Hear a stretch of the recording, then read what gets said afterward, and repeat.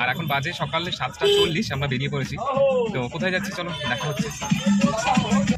কুম্ভ মেলা ইতিমধ্যেই ব্লগ শেষ হয়েছে, আবার একটা নতুন ব্লগের মধ্যে যাচ্ছি।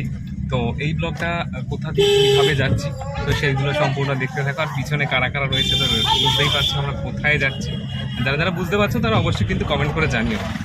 সম্পূর্ণ প্লেন জার্নি তোমরা কীভাবে করবে তার ভিডিওই এখানে দেখানো হচ্ছে। এই মুহূর্তে আমাদের বোর্ডিং পাস নিতে হবে। তো বোর্ডিং পাসের জন্য আমাদের সি পোর্টালে যেতে হবে। ওই যে সি পোর্টাল দেখা যাচ্ছে, এটা বি আছে সামনে, সি এ যেতে হবে। থেকেই আমাদের বোর্ডিং পাসটা নিতে হবে, নিয়ে নেওয়া যাক।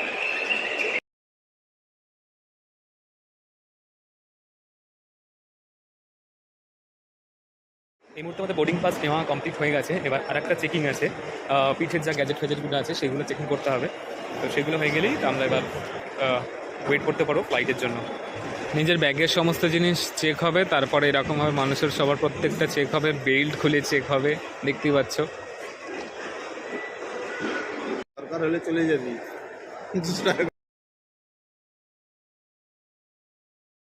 তো এখানে আরও একটা কথা বলে রাখি, তোমার টিকিট নাম্বার মানে টিকিট ওয়াইজ তুমি কত নম্বর গেটে যাবে, তোমার কত নম্বর গেট থেকে ফ্লাইট রয়েছে, তো সেটা এই ধরনের স্ক্রিনে দেখিয়ে দেবে। আমাদের 6E6152 রাঁচি একদম প্রথমে রয়েছে 22 নম্বর গেট। এই হচ্ছে 22 নম্বর গেট। তো গেটের সামনে তোমাদের প্রত্যেকের প্লেনগুলো ওয়েট করছে। তো চলো দেখাই কীরকম।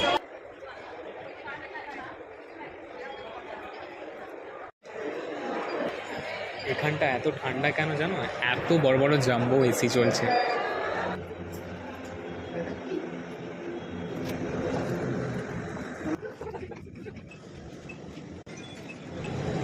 এই আমরা পদার্পণ করলাম।